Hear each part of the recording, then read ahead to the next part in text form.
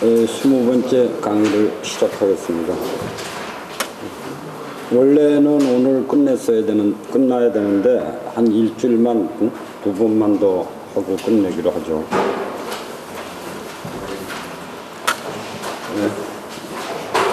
우리가 지난번 시간까지 그 두이 중에서 D에 해당되는 문제가 뭔지를 우리가 알아봤죠.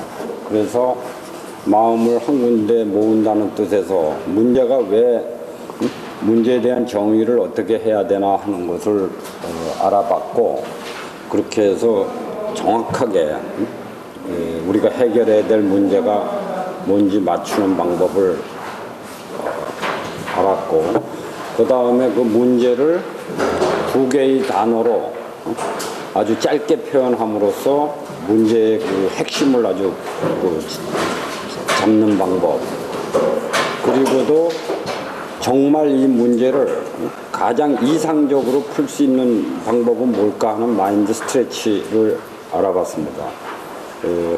오늘은 그 다음 단계인 마음을 열고 문제에 대한 답을 찾는 그런 개방 단계의 내용을 살펴보겠습니다. 사실 이 내용은 지난번 우리들이 그 브레인스토밍을 했던 그 방법입니다. 사실 뭐 마음 건드리기, 마음 놀래기, 마음 풀어놓기, 마음 짜맞추기, 뭐 이렇게 네 개의 단계로 나누어져 있지만, 그 내용 하나하나는 우리가 이제 문제가 뭔지 알았으니까 그 문제에 대한 답을 어떻게 찾느냐 하는 걸 마음을 열고 그 해결책을 찾는 단계가 지금 오픈 단계입니다. 그래서 지난번에 문제에 대한 정의를 다음 단계에서 마음을 열고 다양한 아이디어, 해결책을 찾아보는 내용을 살펴보겠습니다. 방금 얘기한 대로 이 2장의 내용은 사실 우리가 다 이미 해본 내용입니다. 브레인스토밍을 하는 그 과정이죠. 거기서 혹시 빠지거나 또는 잘못된 부분적으로 그 부족한 걸 보완하는 정도의 수준이지 특별한 내용은 없습니다. 그래서 아이디어의 그 해결책의 숫자를 최대로 많이 모아라. 그걸 모을 때까지는 판단을 하지 마라. 나쁜 거든 좋은 거든 당장 그 행동에 옮기기 전에 최대로 답을 찾아봐라 하는 얘기죠. 그래서 이렇게 창의적인 기법이라 그러지만, 사실 알고 보면 창의적이라는 거는 자기의 그 감정을 조절할 줄 아는 사람입니다. 막 언뜻 답이 떠올랐다 그래서 그대로 막 하거나 그러는 게 아니라, 그럴수록 냉정하게, 다시 말해서 사람이 화가 난다 그래서 화나는 대로 할 수 없는 거고, 기쁘다 그래서 마냥 애기처럼 해하고 웃지 않는, 이 냉정하고 좀 합리적으로 대처하는 그런 사람이 사실 창의적인 사람들입니다. 그런 면에서 보통 사람들은 일단 좋은 아이디어, 자기가 혼자 이렇게 착각을 해서 좋은 아이디어나 그럴듯한 방법이 발견되면 무턱대고 그냥 이대로 하면 되겠다 하는 그 생각 때문에 끝까지 밀고 나가거나 아니면 다른 아이디어를 생각해 보기도 전에 중도에서 포기하는 그런 사람들하고는 많이 다른 거죠. 그걸 다시 요약해 보면, 정말 좋은 그 아이디어를 내는 창의적인 사람들이라는 것은 자기한테 주어진 장애물을 머리를 써서 살짝 피해가거나 돌아가거나 넘어가는, 한마디로 지혜로운 사람입니다. 우리 주변을 잘 둘러보면 굉장한 자질을 가졌지만 그런 지혜롭게 행동을 못하고 그냥 감정이나 또는 순간적인 주변 사람 하는 식으로 그냥 대충 하면 되나 보다 하는 그런 사람들이 아니라는 얘기죠. 그걸 구태여 표현을 하자면, 자동차를 몰고 지도 하나를 들고 우리가 어디 모르는 데를 찾아갈 때 이런 일을 흔히 저지르기 쉽습니다.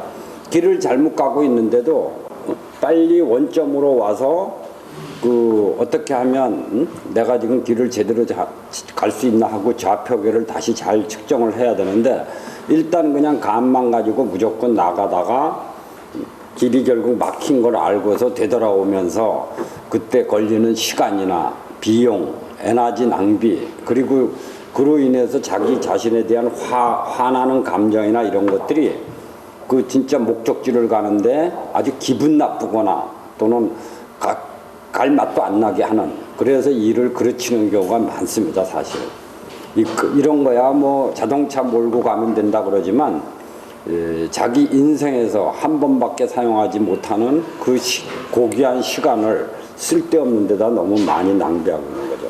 그래서 어떻게든지 행동에 들어가기 전에는 이런 아이디어, 해결책을 최대로 많이 찾는 게 우선 급한 일이고, 그때까지는 어떤 판정도 미리 하지 마라 하는 얘기를 강조하고 있는 겁니다. 그래서 우리가 마음을 열고 다른 사람의 아이디어에도 귀를 기울이고 그럴수록 답을 많이 갖고 편안한 심정에서 하나씩 고르는 그런 사람이 바로 창조적인 사람이라고 얘기를 하는 겁니다. 어떻게 더 많은 아이디어를 찾느냐 하는 데는 뭐 여러 가지 방법이 있겠지만 저의 경우는 강력하게 말씀드립니다. 책을 자꾸 읽는 수밖에 없습니다. 그래서 자기 수준을 올리기 전에는 좋은 답이 안 나오죠. 초등학교 3학년 학생이 아무리 많이 안다 그래도 초등학교 3학년 수준 이상의 그 문제를 해결할 수 없듯이 우리도 우리 자신을 자꾸 공부를 더해서 수준을 올리는 것밖에, 그러면은 더 좋은 답을 찾을 수 있다는 거죠. 그리고 다른 사람과의 대화에도 많은 신경을 써야 되고 노력을 해야죠. 그리고 자기가 갖는 관심 분야 또는 좋아하는 부분이 있으면 그런 부분에 대해서는 끝까지 자료 수집을 열심히 하고, 특히 어떤 일에 매사에 호기심을 갖고 긍정적으로 저 사람 왜 저렇게 됐지? 그러고서 그 문제에 대해서 자꾸 생각을 해본다는 거죠. 이런 것들이 우리가 처음에는 어려운 것 같아도 자꾸 거듭하는 동안에 상당한 경지에 올라간다는 걸 말씀드립니다.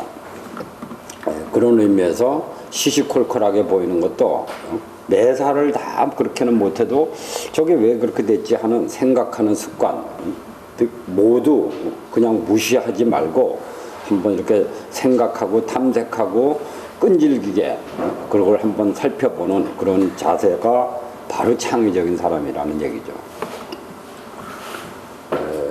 이 교재에 나와 있는 말에서 심지어 마지막 단계에서 답을 찾아 이걸로 하자라고 결정을 했더라도 한 번 더 생각해봐라.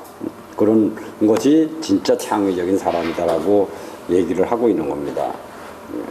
그래서 그런 문제를 아직 행동에 들어가기 전에는 여러 가지 이렇게 좀 무시하고 문제가 있는 거는 그 사소한 거에 너무 휘말려서 신경 쓰지 마라. 일단 답이라는 거 해당되는 거는 전부 모아라 하는 게 이 오픈 단계에서의 핵심이 내용입니다. 답을 무조건 많다 그래서 과연 좋은 답이냐, 그건 누구도 장담은 못합니다. 그렇지만 결국 이게 어떤 확률의 세계에서는 나무에 씨앗을 많이 뿌릴수록 그 나무가 당연히 많아지는 거는 상식이죠. 그래서 나무 씨앗을 심어놓고 뭐 당장 무슨 답은 안 나와도 답을 많이 갖고 있는 사람은 분명히 좋은 결과가 나올 수밖에 없다 하는 겁니다. 그게 씨앗을 많이 뿌린 사람일수록 지금 당장은 아니더라도 좋은 열매를 거둘 수 있는 거는 말 안 해도 다 아실 겁니다. 그 한마디를 금광을 캐는 사람들은 금 28g을 겨우 얻기 위해서 4톤 4,000kg이라는 그 금광석을 채굴함으로써 겨우 그 1온스의 그 금을 얻는다는 사실로 설명을 하고 있습니다. 그래서 아이디어를 많이 모아라. 그 처칠 얘기가 나왔기에 이 말도 아주 여러분한테 필요한 말 같아서 뽑아봤습니다.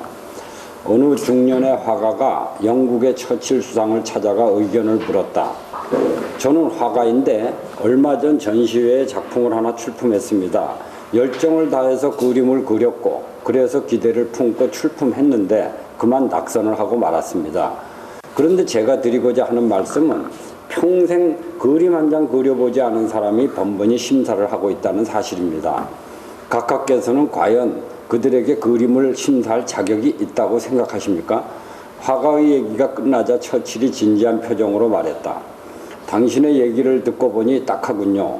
그러나 심사위원이 그림 한 장 그려보지 못한 사람이라는 사실에 대해서는 별 문제가 없다고 생각합니다. 왜냐하면 나도 이만한 나이가 될 때까지 달걀 하나 낳아본 일이 없지만 그 달걀이 싱싱한지 상했는지는 판단할 수 있으니까요. 이렇게 말한 처칠은 다음과 같은 격려의 말도 잊지 않았다. 일이 뜻대로 되지 않는 것은 누구에게나 있는 일입니다. 앞으로 불평만 하지 마시고 더 많은 노력으로 성공의 문턱에 오르십시오. 참으로 훌륭한 비유이다. 우리는 흔히 전문가들이나 비평가들에 대해서 잘못된 생각을 가지고 있다. 그들만이 그 분야의 문제를 모두 해결할 수 있다고 생각하는 그 생각 말이다. 그러나 반드시 그렇지만도 않다. 그들은 그들만이 알고 있는 너무도 세세하고 작은 지식으로 인하여 오히려 문제 전체를 보는 안목이 부족할 수도 있는 것이다. 그만큼 편견을 갖기 쉽다는 얘기다. 마치 나무 하나하나의 특성은 누구보다 잘 알고 있지만 거기에 숲이 있다는 사실은 모르는 것처럼 같은 의미에서 한국을 가장 잘하는 사람이 꼭 한국인만은 아니다. 지금 막 처음으로 한국 땅을 밟거나 한국에서 오랫동안 산 외국인일 수도 있고 또는 해외 동포일 수도 있다. 그들에게는 무엇보다도 우리보다 뚜렷한 강점이 있다. 그것은 우리를 보는 신선한 감각과 자기들 나름대로의 확실한 비교치가 있다는 것이 그것이다. 사실 그런 관점에서 보면 우리가 보지 못하고 있는 우리의 문제를 그들이 찾아낸다는 일은 그렇게 어려운 일만도 아니다. 그들만이 갖고 있는 자신들의 잣대로 우리를 비교 분석할 수 있기에 우리보다 확실히 더 잘할 수도 있는 것이다. 우리는 줄곧 이 한국 땅에서만 살아왔기에 그래서 불편함과 문제점까지도 이미 익숙해져 문제점을 찾아내고 개선하지 못한다는 약점을 인정해야 한다. 따라서 그들의 진정 어린 충고에도 열심히 귀 기울이며 열린 마음으로 끝없는 자기 변신을 꾀할 때 우리는 대외적으로 올바른 평가를 받을 것이다. 항상 자기가 전부가 아니거든요. 그런데 항상 사람들은 자기 입장에서 얘기를 하는 겁니다. 그래서 남의 얘기에 그렇다. 그런데 인정한다. 그래서 자기가 그걸 고치는 것이 바로 창의적인 사람이고 또 미래가 보장받는 사람이죠. 자기 자신에 대한 자부심도 좋지만 남의 평가도 항상 들을 줄 아는 이런 열린 마음을 가져야지 결국 창의적인 사람이 됩니다. 이런 오픈 단계에서 우리가 뭐 4단계를 한 번 더 이렇게 구획을 정리해 보면 첫째는 마음 건드리기가 나옵니다. 전에는 마음 자극하기인데 어떻게 보면 자극하기가 더 좋을 겁니다. 그래서 아이디어는 사실 우연히 얻을 수도 있는데 이제부터는 의도적으로 아까 그 브레인스토밍을 통해서 이제 자기가 가지고 있는 개인적인 문제를 풀려고 그러는데 답을 많이 구했다고요. 그럼에도 불구하고 그 브레인스토밍이 갖고 있는 문제점들을 우리가 이렇게 더 이런 방법을 통해서 더 보완해 보자는 게 지금 4개의 단계고 그 4개의 단계 중에서 첫 번째로 마음 건드리기입니다. 쉽게 얘기해서 답을 이만큼 구했더라도 그거 아직도 또 빠진 답이 있을지도 모른다. 그러니까 자기가 아는 모든 사람한테 가능한 한 많이 찾아가서 내가 지금 이러이러한 문제를 갖고 있는데 당신은 어떻게 좀 생각하십니까? 뭐 좋은 해결책이 없겠습니까? 하고 조언을 들어본다는 얘기죠. 그런 의미에서 때로 아마 많은 사람의 야유를 또는 비난을 꾸지람을 감수해야 될 겁니다.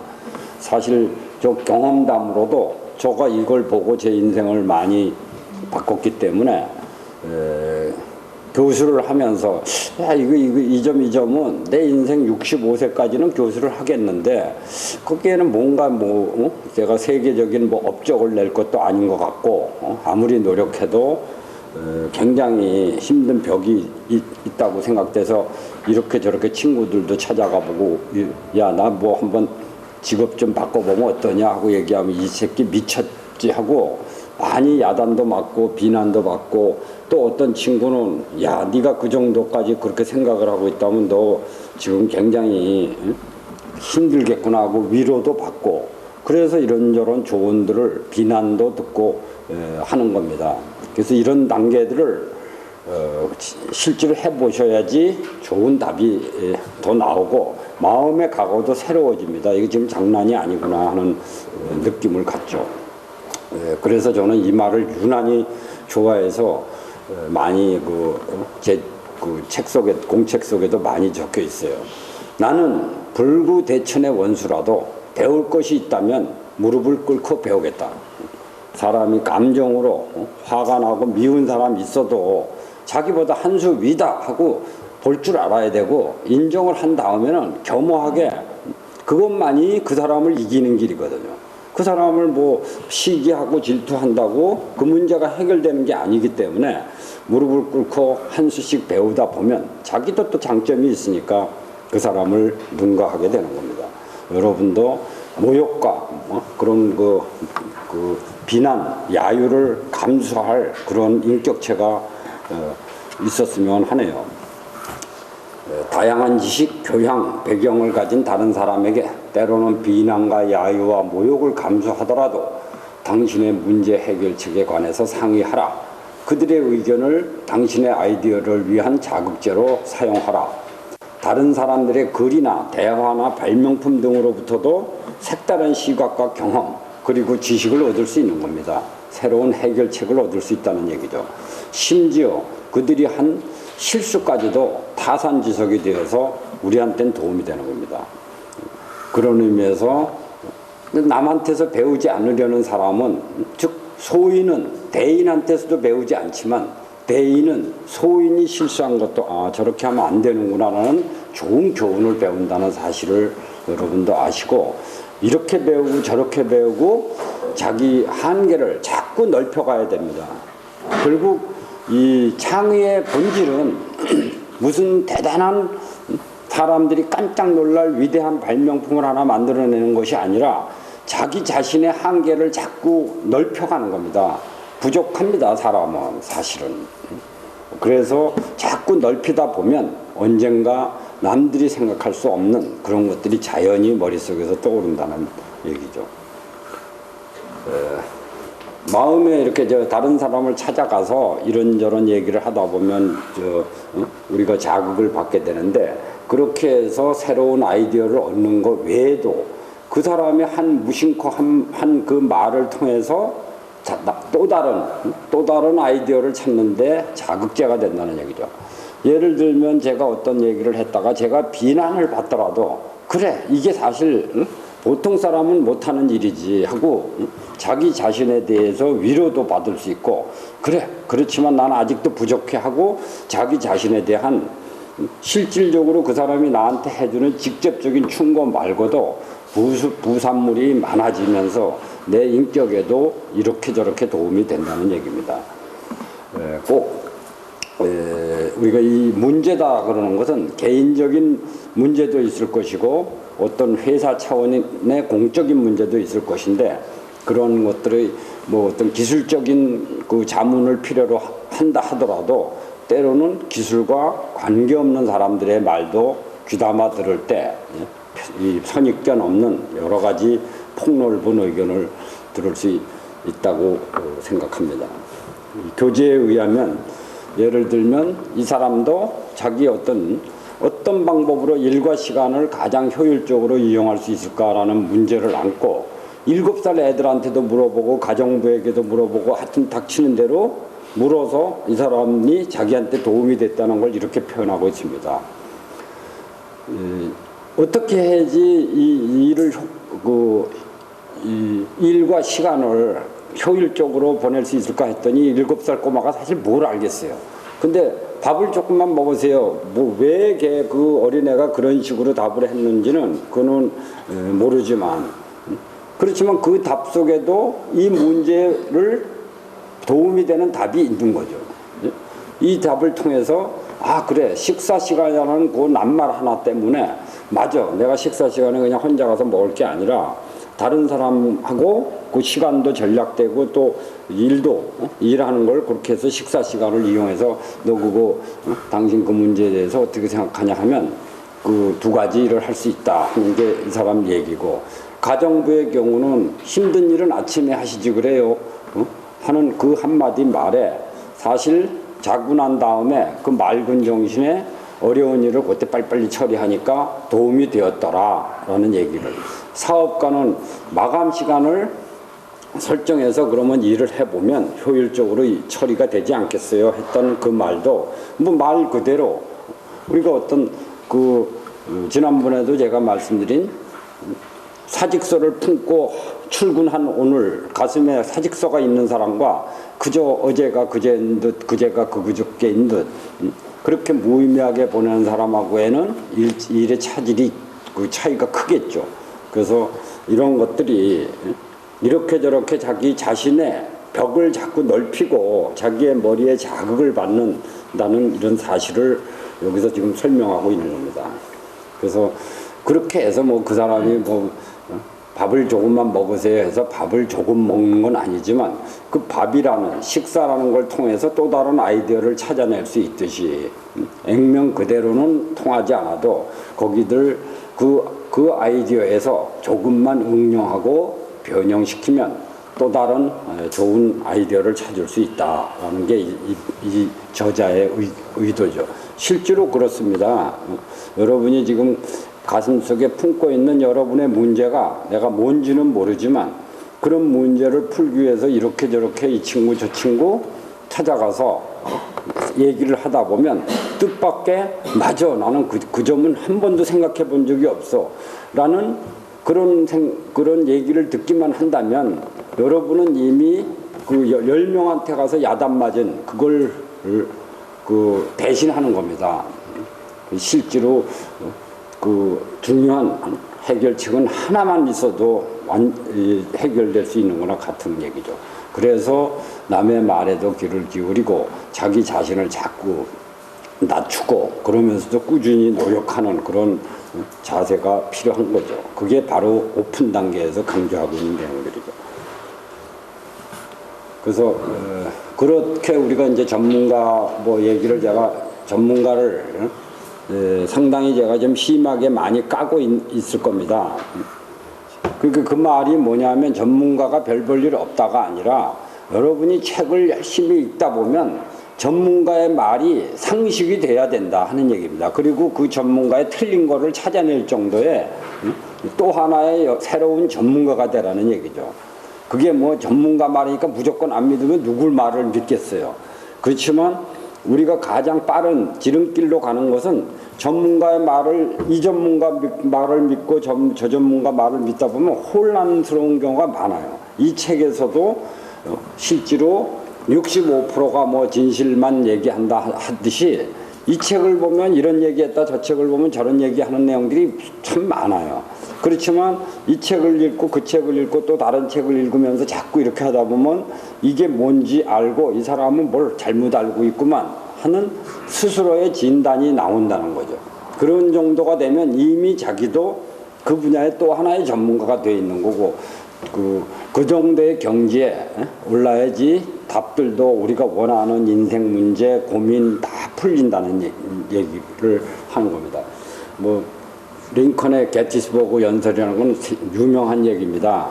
국민을 위한 그 유명한 by the people, for the people, of the people 하는 그런 유명한 얘기가 들리는 일설에 의하면 그 연설하러 가는 도중에 차 안에서 그냥 막 생각했다 그러지만 이 책의 내용에서 보면 무슨 소리냐 수주일 동안 링컨이 고민해서 만들어낸 문장이다 하는 얘기가 있고, 뭐 갈릴레오가 실험한 것도 같은 얘기고. 그래서 전문가의 말을 믿되 그걸 따라서 배우되 그걸 통해서 우리가 더 올라가야 된다. 그게 또 전에 얘기했던 뭐 정석을 먼저 배우고, 정석이라는 거는 그냥 그대로 둬서 쌍방간에 큰 그 손실이 없는 경우거든요. 그렇지만 그대로 두면 누가 다른 사람이 그걸 다 하는데 그 한 단계를 더 올라가야지 이제 창의의 본질이 시작되는 거죠. 이런 건 뭐 할 수 없어요. 책을 많이 읽고 자기 혼자 노력한 사람만이 얻는 당연한 결과죠. 이렇게 해서 이제 아이디어들이 여기저기 사실 어떤 경우에는 일반인들은 그 돈 벌기도 힘들고 사는 것도 힘들고 그렇다 그러지만 사실 돈 잘 버는 사람은 그 뭐 돈이 그냥 흘러다니는 겁니다. 이걸 그 아이디어라는 거는 뭐 여러분은 뭐 신상품을 발견해야지 만들어내야지 돈을 버는 걸로 알지만 전혀 그렇지 않죠. 지금도 우리가 뻔한 뭐 식당 같은 거라도 어느 집은 줄을 꼭 꼬리가 길게 서 있어서 겨우 거기서 꼭 먹겠다고 들어가는 집이 있는가 하면 어느 집은 파리가 날리는 거는 같은 식당을 해도 고객 확보에서 뭔가 문제가 있다는 거죠. 그래서 여러분도 그런 소위 아이디어나 돈도 저도 사실 사업을 와서 하면서 돈이 진짜 저는 돈이 둥둥 떠서 가만히 있는 것 같다고 느껴지질 않고 돈이 막 이렇게 지나가요. 근데 잠자리채를 가지고 탁 치면 그냥 뚝뚝 떨어지는 거죠. 그게 이제 아이디어, 여기 돈이 숨어 있구나 하고서 잡는 거죠. 근데 눈 감고 막 이래가지고는 하나도 안 걸리는데 정확하게 보고 저기서 오는 거 그래서 탁 치면 툭 떨어지고 그래서 뭐 그게 얼마나 많이 필요한가는 각자의 문제지만 그런 물줄기를 그런 맥을 잡는 그런 것들은 저도 수없이 느꼈어요. 그 참 자기가 먹고 사는 정도의 돈은 그런 것들이 책을 많이 보고 이렇게 저렇게 하다 보면 여기도 돈 저기도 돈 그런 것을 저는 이 에디슨의 이 말을 이해를 그대로 마음속으로는 합니다. 아이디어가 공중에 둥둥 떠다니고 있고 내가 잡지 않았더라도 누군가 잡았을 겁니다. 돈이야 뭐 보이지 않는 사람한테는 아무리 애를 써도 안 나오지만 그 똑같은 얘기죠. 그래서 우리가 그런 돈줄기를 잡으려면 타인의 말이나 작품이나 인쇄물, 뭐 관찰 등으로부터 그게 결국 책을 많이 보는 개인 문제라면 특히 누구하고 함부로 상의하기도 어려울 테니까요.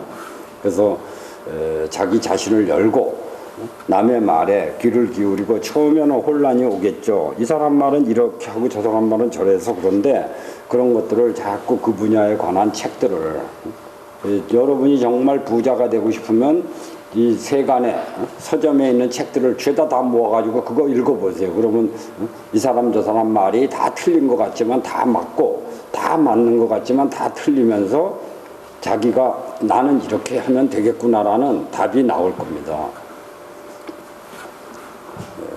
그런 의미에서 천재도 그렇고 뭐 창의적으로 위대한 사람, 대단한 사람 사실 타고난 게 아니라 자기 자신의 자꾸 이 벽을 넘어서 이렇게 하나의 그 주어지는 습관들을 자꾸 벗어 던지고 새로운 좋은 쪽으로 끊임없이 변화하는 사람이 바로 천재가 되는 거고 성공한 사람이 되고 다 그렇게 될 겁니다.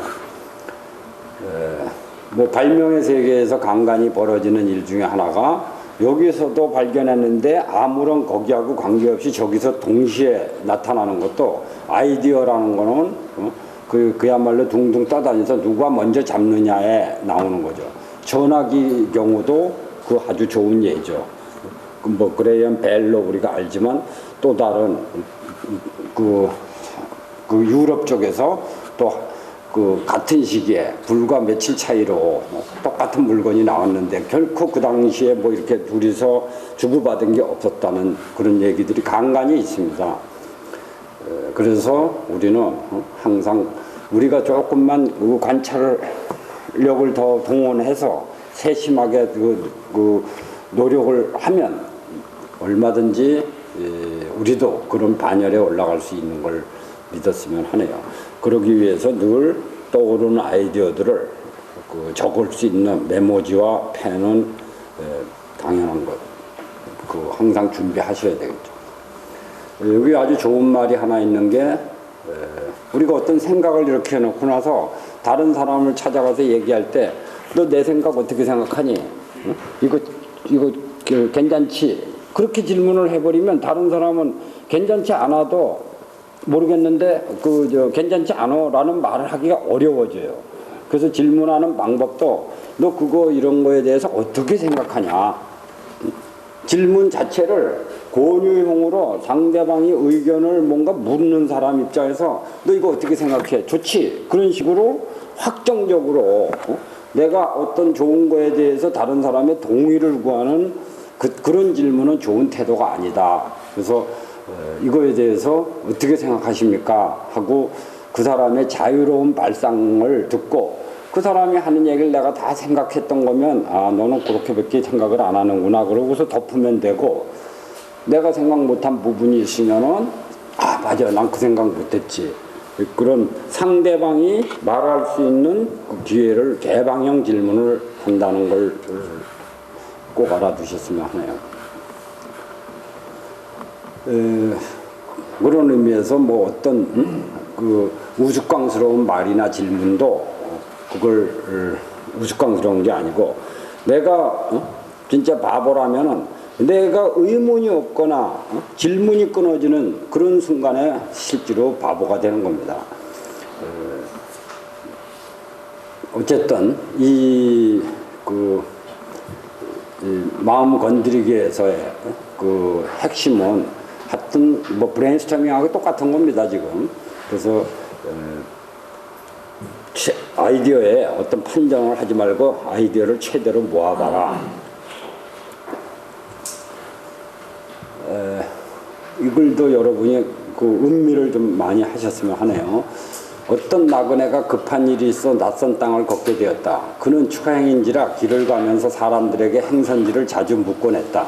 이번에는 밭에서 일하는 농부에게 물었다. 여기서 다음 마을까지 가려면 시간이 얼마나 걸리죠? 나그네의 이 물음에 농부는 아무런 대답도 하지 않았다. 아니 오히려 나그네를 빤히 쳐다보기만 했다. 나그네는 농부의 이 무례한 행동에 기분이 상했지만 굳이 따지기도 못해서 자신의 가던 길을 재촉했다. 그런데 이상한 일이 일어났다. 그 농부가 그때부터 나그네의 뒤를 따라오기 시작한 것이다. 얼마 동안을 그렇게 따라오던 농부가 드디어 나그네를 불러 말했다. 여보시오, 나그네 양반. 당신은 지금부터 45분 후에 아마 다음 마을에 틀림없이 도착할 거요. 농부의 이 말에 나그네가 어이없는 표정으로 말했다. 아니 그런 거라면 아까 내가 물을 때 대답해 줄 것이지 무엇 때문에 여기까지 따라와서 대답한단 말이오. 그러자 농부가 진지한 표정으로 대답했다. 아까는 내가 당신의 걸음걸이 속도를 몰라서 대답해 주지 못했어. 그래서 내가 이렇게 당신을 한참 뒤따라와서 당신의 걸음걸이 속도를 안 후에야 대답해 주는 것이오. 빨리 걸으면 아무리 가까운 거리라도 마냥 천천히 걸으면 얼마든지 오래 걸릴 수도 있고 빨리 걸으면 금방 도착할 수 있는 게 아니겠소? 농부의 이 대답에 나그네가 허를 찔린 듯 깜짝 놀라 농부의 얼굴을 다시 한번 쳐다보았다. 다소 과장되어 보이는 이야기 같지만 그래도 농부의 이 마지막 말에는 아주 깊은 뜻이 담겨있다. 당신의 걸음걸이 속도를 알아야 소요 시간을 알 수 있다는 말이 그것이다. 이 말에는 다른 사람이 걸린 시간은 그 사람의 소요 시간을 판정하는 데 아무런 도움이 되지 못한다는 뜻이 담겨 있으며 또한 어떤 일에 임해서 지나치게 다른 사람의 평균치에 의존하지 않는다는 뜻도 담겨 있다. 우리는 평균이라는 개념에 대해서 지나치게 높은 확신을 가지고 있다. 그러나 그것은 전체 개념을 파악하는 데 필요한 것이지 부분을 설명하는 데는 허점이 많다. 예를 들어 같은 50년 인생이라 해도 누구는 다른 사람의 30년 인생보다도 못할 수가 있고 그 누구는 70년 인생보다도 나을 수가 있다. 그 사람의 인격, 능력, 업적 같은 사항은 그 사람이 얼마 동안 걸었느냐 보다는 얼마나 빨리 걸었느냐에 따라 얼마든지 달라질 수 있는 것들이기 때문이다. 따라서 우리는 자신의 인생 걸음걸이 속도를 좀 더 빠르게 내디뎌서 가능한 더 많은 결실을 맺도록 해야 할 것이다.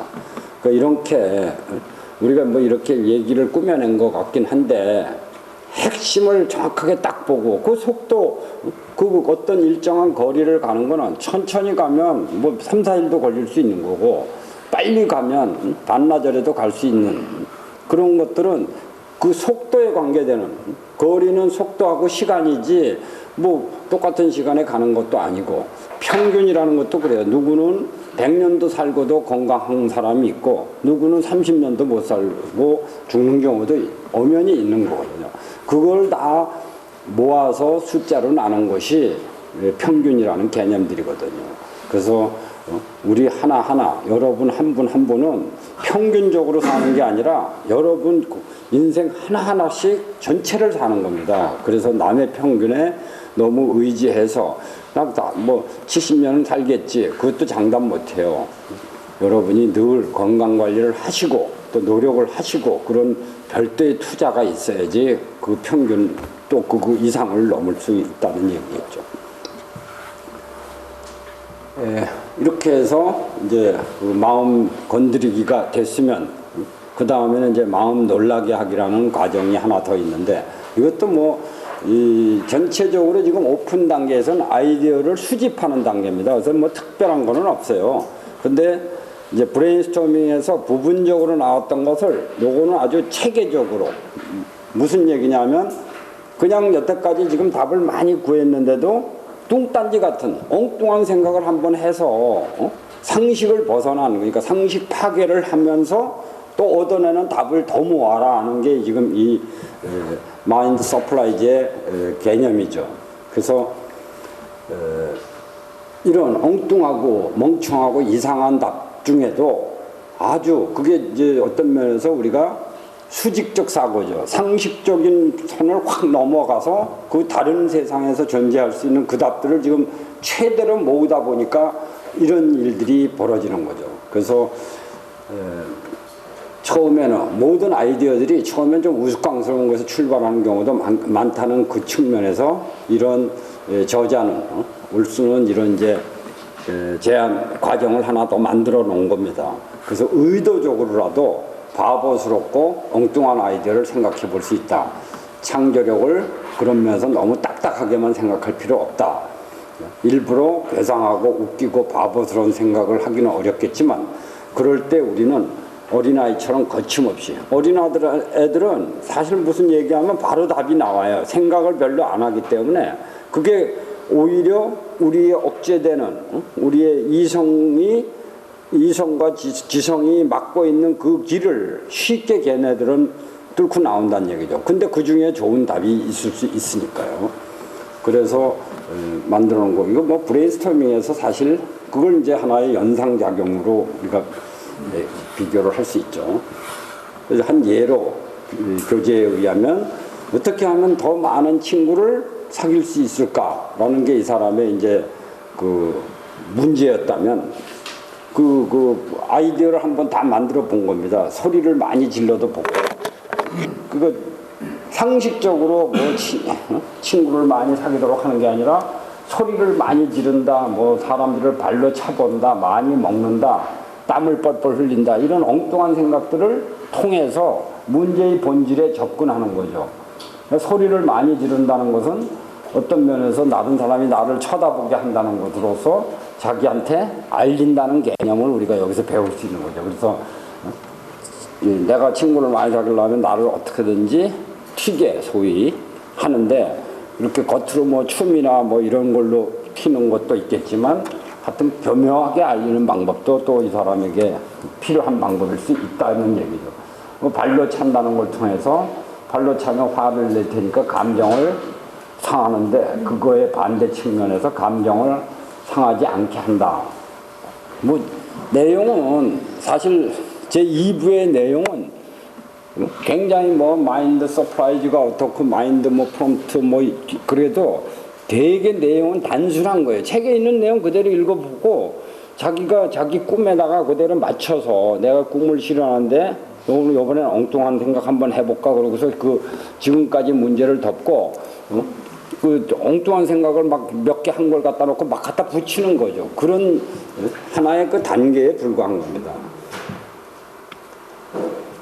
그래서 이런 엉뚱한 생각들이 과연 무의미하냐? 그렇지는 않다는 거죠. 이런 엉뚱한 생각에서 뜻밖의 좋은 답들이 자주 나오니까 이 과정을 무시하지 말고 한 번씩 꼭 적용을 해봐라.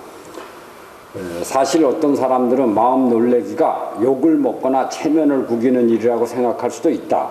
그러나 많은 위대한 아이디어들이 처음에는 조롱과 냉대를 받았다는 사실을 잊으면 안 된다.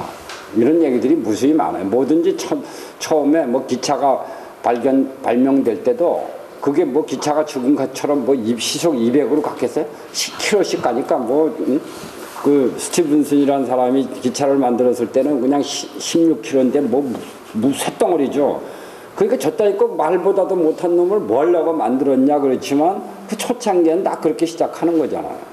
그래서 이런 조롱을 감수해야 되고 그런 의미에서 우리는 한 번쯤 자기의 그 상상력의 한계를 최대로 펼쳐서 막 답을 찾아낼 수 있는 건 다 찾아내야 된다 하는 겁니다. 이 얘기도 좋은 내용일 겁니다. 얼마 전 모 회사의 사업 모집 광고 내용에서 진취적인 기상, 적극적인 사고방식, 야무진 끝마무리라는 내용의 문구를 읽은 적이 있다. 앞에 두 구절은 그래도 자주 보아온 것이기에 특별하다 할 내용이 아니라 해도 세 번째 내용인 야무진 끝마무리는 꽤나 이채로웠다. 사실 전에 발생한 각종 대형 사고들도 따지고 보면 이 야무진 끝마무리가 약해서 생겨난 일들일 것이다. 야무진 끝마무리의 중요성은 이런 사회 문제뿐만이 아니라 학문 분야에서도 종종 나타난다. 고등학교 화학 시간에 배우는 주기율표에 얽힌 에피소드도 그 대표적인 경우라 할 수 있다. 교과서에서는 주기율표가 1869년 러시아의 D.I. 멘델레예프에 의해 창안되었다고 밝히고 있지만 사실은 그보다 4년 전 1865년에 영국의 J.A.R. 뉴랜즈라는 화학자가 이와 유사한 내용을 발표했었다. 그러나 사람들은 뉴랜즈의 발표 내용에서 사소한 문제를 트집잡아 시비를 걸었고 이에 뉴랜즈는 의기소침해서 그 발표를 취소해 결국 그 업적이 멘델레예프에게 넘어갔던 것이다. 끝까지 야무진 마무리를 하지 못해서 실패했던 것이다. 반면에 1825년에 전기기관차를 발명한 G. 스티븐슨의 경우는 끝마무리를 멋지게 성공한 경우로 하겠다. 그가 전기기관차를 처음으로 발명했을 때도 뉴랜즈와 비슷한 비난이 쏟아졌다. 당시 스티븐슨이 발명한 기관차는 무게가 90톤이나 되는 데다 시속 16에서 19km밖에 주행하지 못했다. 그러자 사람들이 떠들어대기 시작했다. 그 기관차의 속도는 말보다도 한참이나 느리면서 소리는 수천 필의 말보다 더 요란하다. 그러나 스티븐슨은 이런 비난에도 물러서지 않고 연구를 거듭하여 4년 후인 1829년에는 객차 하나까지 끌며 최대 시속 46km까지 달릴 수 있는 기관차를 만들었던 것이다. 이런 이야기들은 성공의 마지막 단계에서도 뜻밖의 큰 시련이 기다리고 있음을 보여주는 것이며 이 마지막 시련까지 멋지게 극복할 수 있는 야무진 끝마무리가 얼마나 중요한지를 보여주고 있는 것이다. 항상 이 마무리가 우리나라 속담에는 시작이 반이다 그래갖고 일만 벌려놓고선 벌써 반했다고 그러지만 일본에는 99%가 반이다. 마무리가 안 된 거는 하나마나 한 일이고 안 해야 될 일을 한 거나 같은 거죠. 저는 99%가 반이다라는 말에 크게 더 공감을 하고 또 여러분도 그 말을 그대로 그럼 끝장을 내야지 일이 끝난 건데 시작만 해놓고 하다가 많은 일이 얼마나 많습니까? 그리고 이제 세 번째로는 이것도 별건 없습니다. 마음 풀어놓기 해서 요번에는 아까 깜짝 놀래게 하듯이 요번에는 그냥 하여튼 엉뚱한 거를 이렇게 하나 또 그림을 하나 그려놓고 거기에서 문제하고 관련되는 걸 또 억지로 만들어 보는 겁니다. 그래서 실질적으로 상관이 없는 것더라도 상상력을 동원해서 뭔가 유사한 걸 찾아보는 거죠. 경우에 따라서는 답을 이제 막 10개, 20개 이렇게 찾았어도 그 2개 중에서 이걸 하다 보면 이걸 못하고 저걸 하다 보면 이걸 못할 때는 그 2개를 합쳐서 이것도 하고 저것도 할 수 있는 또 방법은 뭘까 하고 짜집기를 막 하는 거죠. 어떻게 보면. 그래서 이런 엉뚱한 어떤 나무나 그림 뭐 이런 걸 통해서 그 나무의 특성 이거 다 지난번에 시네틱슨이 뭐 해봤던 그 수법이 지금 오픈 단계에서는 아이디어를 모으는 거기 때문에 혹시 내가 더 좋은 답이 있는데 여기서 지금 고르려고 그러는 것이 아닐까라는 그 아이디어 수집에 이렇게 지금 열심히라는 얘기죠. 그래서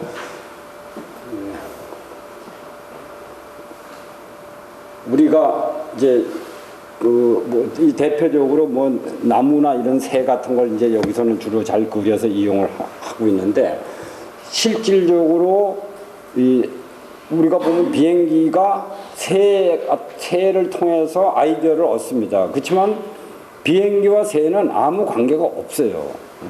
그게 굉장히 뭐 비행기에 깃털이 있겠어요. 날개를 접고 뭐 추진력을 뭐 기르면서 얻는 거지. 원리를 또는 어떤 기본을 이렇게 배우는 거지. 그거하고 그거를 우리가 착각하기 쉬운 경우가 많죠. 그렇지만 세상에는 그런 아이디어들이 많아요. 벌집의 구조를 통해서 이 공간을 가운데를 비움으로써 오히려 더 그 충격이나 이런 걸 결함 같은 것도 이렇게 공간을 이용해서 충격을 방지할 수 있는 거죠. 그러고도 더 구조물로 더 단단하게 그 가벼우면서도 그 강도에는 더 강한 그런 것들이 이 벌집의 그 꿀벌의 벌집 구조에서 강하고 튼튼한 판벽 구조를 연상을 했고 물고기의 지느러미를 통해서 잠수복의 물갈퀴 새들의 집을 통해서 초가지붕 그 지푸라기 몇 개 갖다 놓고 알 낳고 이렇게 포근하게 하는 것이 다 보온 효과가 좋으니까 낙지의 발에서 흡입기구 박쥐의 방각기관에서 레이더 박쥐가 초음파를 쏘면서 어두운 데를 날아가는 뭐 이런저런 것들은 실제로 그거하고 아무 관계는 없지만 그걸 통해서 우리가 새로운 아이디어를 얻어낼 수 있듯이 우리도 또 엉뚱한 그런 이 상상력을 동원해서 그 또 새로운 아이디어를 넓혀볼 수 있다는 얘기입니다.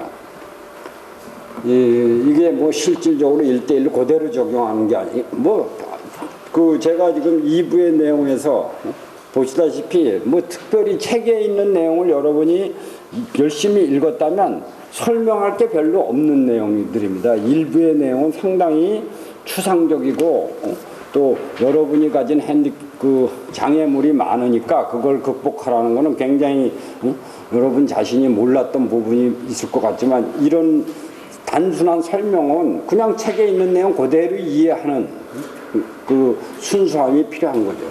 그래서